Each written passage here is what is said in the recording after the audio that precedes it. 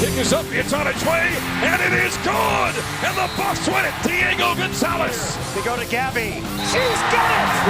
As the Buffs have upset 6th-ranked Stanford. Beautiful touch, and the Buffs have the equalizer.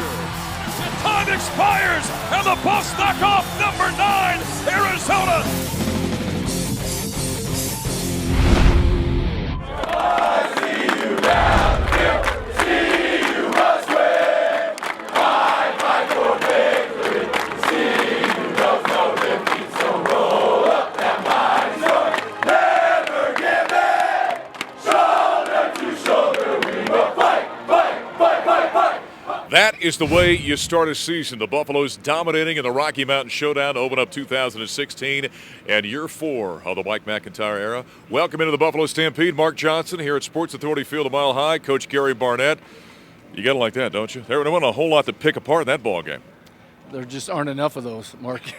and you can't enjoy them enough. And as I told Mike after the game, I said, he was talking about the turnovers. I said, talk about turnovers tomorrow. Enjoy this one. There's just not enough of them. Yeah. Well, what's your takeaway from this? I mean, we talked so much in the lead up for this ball game and the post game of our broadcast on the radio about the optimism. And I said to you, is it justified? You said, I'll tell you after the ball game. What's your takeaway from this? Well, my takeaway is that to play a complete game in the first game of the year against a rival in this atmosphere is very difficult to do. It requires you to be extremely focused. It requires you to have a team that's on somewhat of a mission. And then you got to play well because things just happen in the course of a game. This team did all of those things. And when I was at practice, I could see the focus that they had. I felt they had a chance to win this game.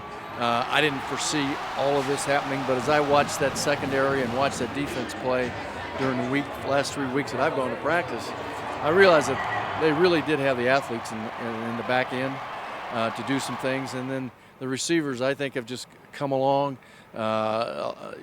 Really is the offensive line is always going to be the key for offense, and I thought they played pretty well tonight. There's a lot of room for improvement. They played pretty well. I know you and I had a conversation last year. I think it was one of the games we did. We talked about where this team was in its turnaround, and you said, well, the skill guys have come along. The difference is going to be when this offensive front and defensive fronts, when they start winning the line of scrimmage. I know it's only one game, but this is a contest. The last 2 years, by the way, that Colorado State dominated the line of scrimmage. Did you see enough from what you wanted to see up front? Well, I saw enough this weekend, tonight, especially from the defense. I thought they were outstanding. They dominated the line of scrimmage. I thought offensively, a combination of play calling helped out the offensive line tonight. I thought they ran the ball effectively enough to put pressure on that team. I thought play calling was really outstanding tonight. I'm convinced defensively we can control the line of scrimmage.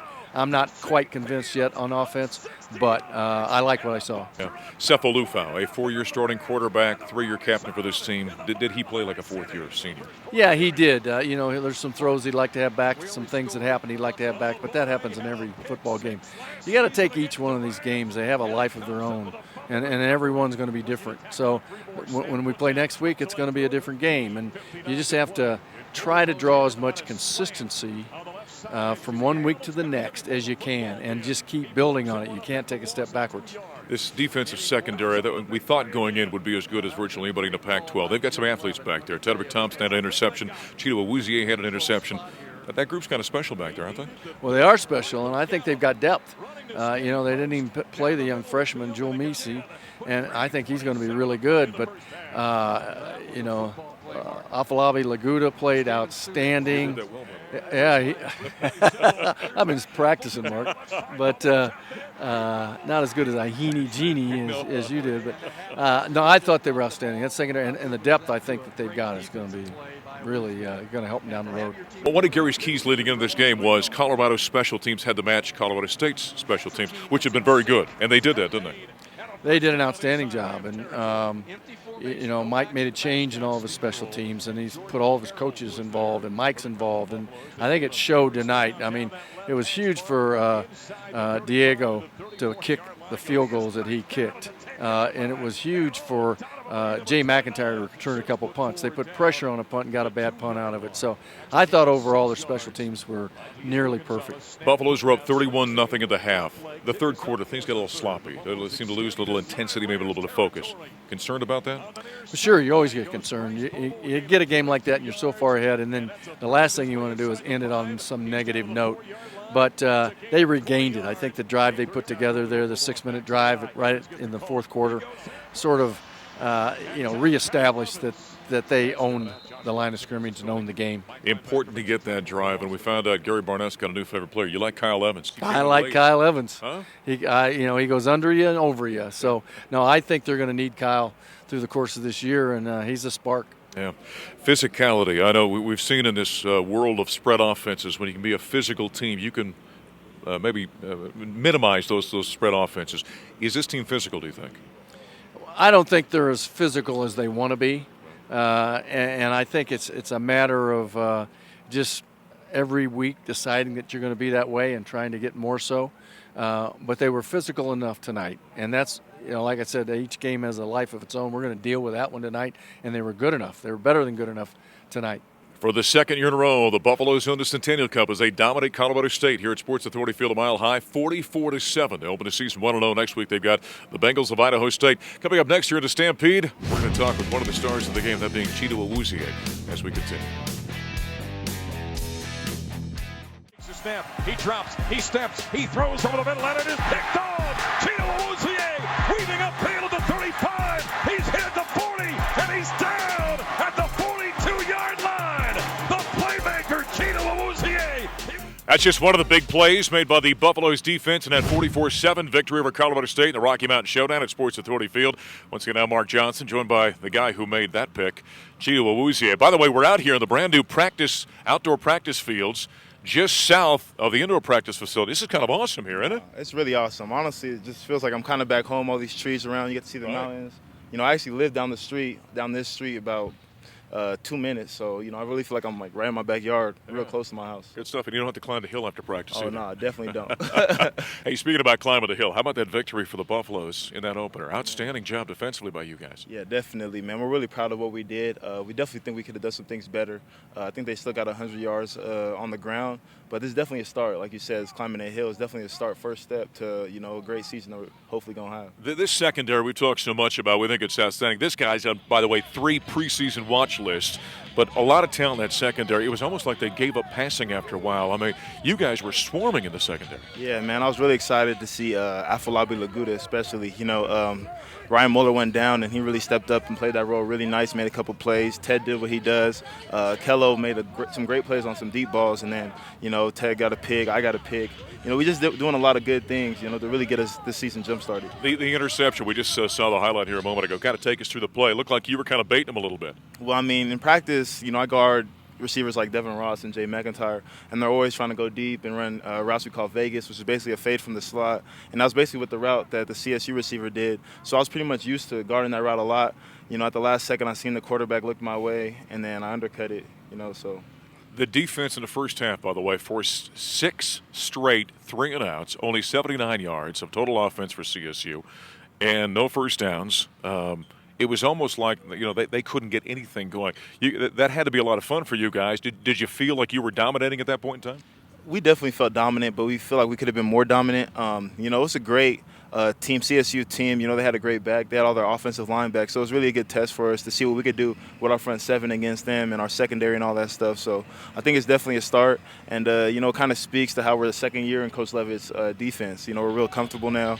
We know the checks. We're communicating without even really saying anything, just hand signals. So, it's really being comfortable and scouting them and good on film and practice and stuff. It's really projected us to have a good day like that. Jim Levitt's got to be fun to play for. I mean, he's a ball of energy. He's a passionate guy. You kind of get the sense he's got great belief in you guys. Talk a little bit about playing for a guy like that. Man, when you think of a defensive coordinator, I think that's exactly you'd picture Jim Levitt, even if you didn't know him. You picture a guy just like that. He's a great guy. Very passionate about the game, very fiery. He's not gonna let you have an off day. You know, he's going to keep you accountable. You know, he always tells the seniors, us, that we have to be on edge. You know, it's our last year, so he always tries to make sure if in practice we're kind of taking days off or plays off, he always tries to make sure that we're going. So, man, it's just a great coach, and, you know, I really love that guy and do anything for him. Is there a great competition amongst you guys in the secondary? Yourself, Tedrick Thompson, you mentioned Apalabi Laguda, Isaiah Oliver's a young, exciting defensive back. Is there competition between you guys? Oh, yeah, no doubt. Even Ted, you know, when I got that pick, I've been chasing Ted his little career interceptions right. I think he had 7. I'm at 3. I've been chasing him. So when I got a pick, I got a pick, and then all of a sudden, like 2 series later, he got a pick. I'm like, dang, that's another one I got to get. So, definitely competition. You know, Kelley, Isaiah, me, we're definitely trying to push ourselves at the corner position. We're all athletes, just trying to, you know, help each other too, though. When you hear all the conversation about you, I mentioned off the top, you're on 3 preseason watch lists. People are talking about you in the NFL. How do you deal with that when you've still got 11 games of your senior season to play? I don't deal with it, honestly. I'm a real humble guy. When I was younger in high school, you know, I got the same thing, you know, awards and stuff. And my coach, the biggest thing he told me was, actually I didn't get the MVP of my league when I was a sophomore. And my coach told me that we did that because he wanted me to be humble. So, you know, at the end of the day, I'm trying to carry that back now and stage 2 is just humble and hungry. Well, the Buffaloes have got Idaho State coming to town. Have yourself a great weekend. Get a win before you head to Michigan. All right, definitely. All right. Coming up next here at the Buffalo Stampede, we're going to talk to the guy that was number 2 in the team in rushing touchdowns behind Phillip Lindsay. Yes, I'm talking about the center, Alex Kelley. He's joining us when we come back. Now it's time to take the next step. Take the next step. Will there be adversity tonight? Yes, there will be adversity tonight. You guys have to keep fighting. No one get down on each other. No one point the finger. Okay? We're in this together. All of us are in this together. One snap and clear. Play the next play. I got your back. You got mine. We understand that? Yes, sir. We ride together. Yes, sir. We ride together. It's on us as a group to dictate tempo and push it all game long. They don't control the tempo. We do, offense. We understand that? Yes, sir. Handle your business and go out and ball tonight. We clear on that? Yes, sir. Bring it up. A little bit of that passion from former Buffalo and now co-offensive coordinator Darren Shiverinius. Alex Kelley joins us. He's got a little passion, a little juice to him, doesn't he? Oh, yeah, absolutely. He's a super intense guy. He certainly is. Speaking of intensity, how about you scoring points? The first offensive lineman in Colorado history in 127 years to score the first points of the season. First offensive lineman to score points in 20 years. What's going on there? Yeah, you know, I just really wanted to set the tone coming into the season. You know, what better way than me scoring a touchdown? So we'll see how it works out. But yeah. Is this a kind of a refrigerator Perry kind of thing, do you think, or is this maybe the last time we're going to see you in the end zone? Obviously, I'd love to get in the end zone, but I'm hoping it's the last time that ever happens due to the circumstances. But yeah. Sure. When's the last time you scored a touchdown? Including the game? Yes. Yeah, that was it. That was the last time. Never like in Pop Warner or anything? Nope.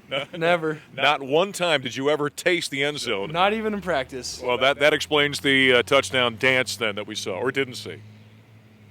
Well, I had something prepared, but I didn't know I scored until I got on the sideline. Okay. All right. But yeah. Well, good to see you there. You recovered the fumble in the end zone that Cepho dropped, and the Buffaloes rolled in that ball game. That had to be a very good feeling for you guys, the way you played, 44-7, and especially the way that offense clicked. Yeah, I'm still stoked that it happened. I was going in prepared for a really tough game because CSU, they always play as tough, and the way we came out just guns blazing and how we operated as an offensive unit is really good. You know, the offensive line, one thing these guys always take a lot of pride in is rushing yards. You got 260 rushing yards in that ball game as a unit. I mean, that's good for you guys. And kind of what was the feedback you were getting from the coaching staff afterward? You know, we're happy that we had 260 yards, but we feel like we can continue to get better. So it's happiness that it happened, but we still need to work because I feel like we can get better every week and keep breaking records. Well, is it more important for an offensive group to have that unifying kind of working as one type thing? Is it physicality? What makes a good offensive line? I think you kind of touched on the point there. It's Coach Adams always says 5 guys playing as one. That's a big part of it. And then physicality is the next big thing. You know, you need to go out there and you need to kind of set the tone from the first play out. And And yeah, I think we did that. What is it like for you as a senior now? I mean, you've been out there, you've seen everything, you've seen what defenses can do, how they can change up in terms of what they're trying to get at, how they're trying to get at you guys.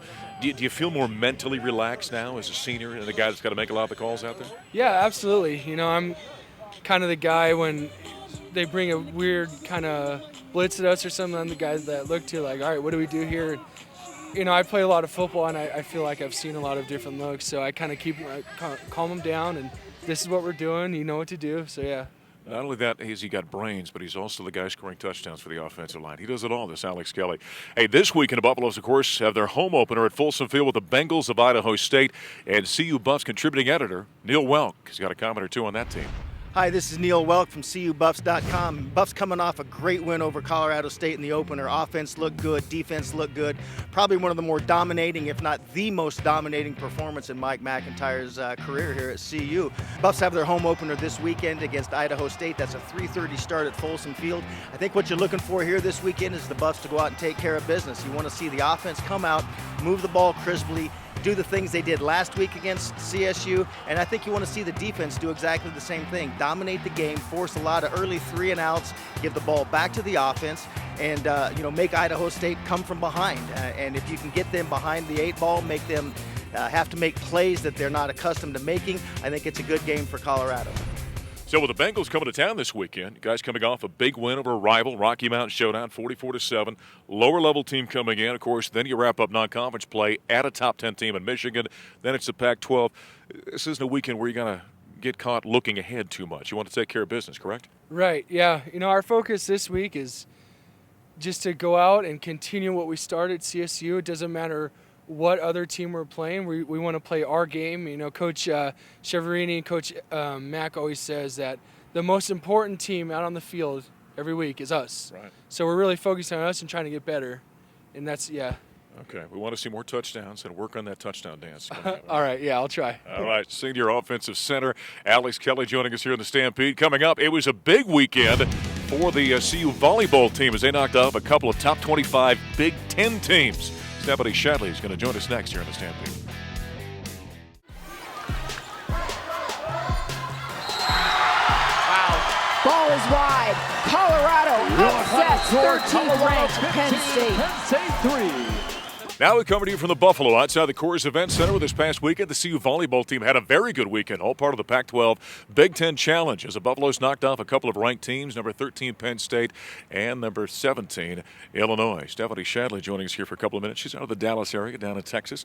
That's a good weekend for the Buffaloes, getting a couple of ranked opponents like that. Yes, sir. It was a lot of fun. You like those kind of events where major conferences play one another? I do. I think it's really good for each conference to get some good competition before the season. You know, that Penn State, you held the Nittany Lions back to 3 points in the 5th set. That's good defense right there. It was exciting. Head coach Jesse Mahoney has taken over this program. I think he's done a great job so far. What's it like playing for him? We love Jesse. He's awesome. He's been a really big impact on our program, coming in with an idea that he wants for the program, and he's really taken off. I would have to think, too, that he's trying to instill in all of you players that when you knock off a ranked opponent, that's not that big a deal. You're supposed to. You're that good. You can play with anybody, right? Right. Even before the game, he was like, you're a good team. You don't have to do anything spectacular. Just play good. Go out and play the way the Buffaloes play. Tell us about your decision to come to Colorado. Why'd you end up here from down in Texas? I just came on a visit and fell in love with the atmosphere and the people, and our team is something else, let me tell you. Say, they don't have that view back there in Dallas, do they? No. Boulder's a pretty good place. It's pretty beautiful. Yeah, what are you majoring in? Tell us about what you're doing in the classroom. I'm doing communication and classics. All right. And that means you're going to do what? Really nothing with either of those, but I'd like to do something with horses, actually. You know? Okay, all right. Well, you can communicate with horses that way. Yes, communication. Now, you talked about this team being something. I mean, word is the reputation is this is a pretty close-knit group on this team. Does that help from a competitive standpoint if you like your teammates? It is so true. I mean, we have so much fun off of the court that then we get on the court and it just makes it 10 times more fun. We're smiling and having fun with each other, cracking jokes in the middle of plays. It's awesome. There is a great story about Jocelyn Hayes just getting her license. In fact, you weren't part of the initial ride with Jocelyn, but Audrey Rodriguez was. Yes, my best friend Audrey Rodriguez was interviewing Jocelyn, and I mean, I'll let the cameras show what they can show, but there was almost an accident. Let's just say that.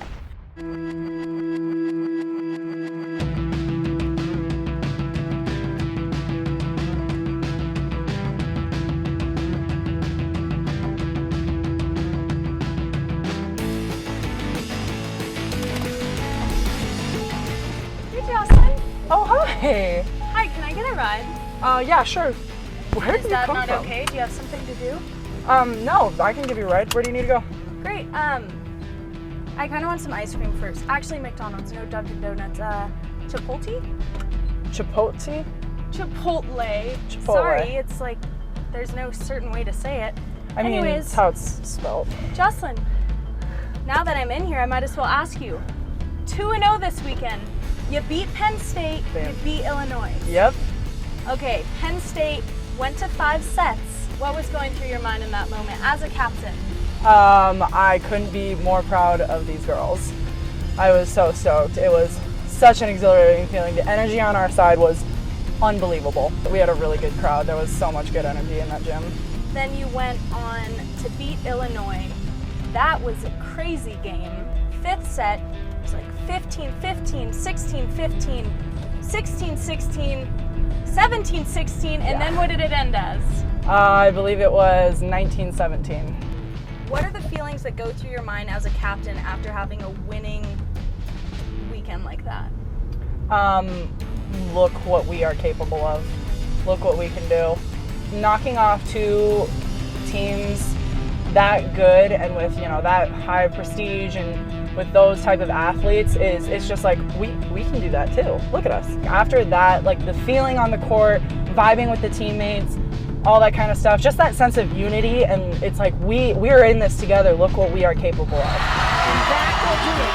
Colorado has taken down 2 ranked teams in the Big Ten Pac-12 Challenge. What a weekend. So you're just gonna let me off here? Well, obviously, this team does have a lot of fun together. 22 years old and just getting your license, though? That's right. Yeah. Now you've got one coming up. You did a little shoot with horses, is that correct? I did. We took a trip out to the barn, so I could show some people what I do off the court, literally. Nice. So. And she's got a great love for horses. Hey, how about Nigeti Abu becoming the Defensive Player of the Week? What kind of weekend she have? She had a phenomenal weekend. It was awesome playing alongside of her. She's an awesome player. Now, the Buffaloes are ranked, by the way, after those 2 big victories, number 18 in the country. That's awful nice. Pretty exciting. Yeah. On the schedule now, the Buffs have got a road trip. They've got to take out to San Diego to face a very good University of San Diego team. Yes. Yes, we're excited. We're going to start preparing today, and I think it'll be a really good preparation for coming into Pac-12. I would have to think the Buffs are a very confident volleyball team right now. We have some confidence, but we got to rein it in. Jesse Mahoney and company are playing very well right now on the volleyball court. They've got a big trip at San Diego, and of course the Buffs football team has their home opener against Idaho State on Saturday at 3:30. By the way, our broadcast begins at 1:30 with the Buffalo Stampede on KOA News Radio. For Stephanie, I'm Mark. We'll talk to you next time on the Stampede.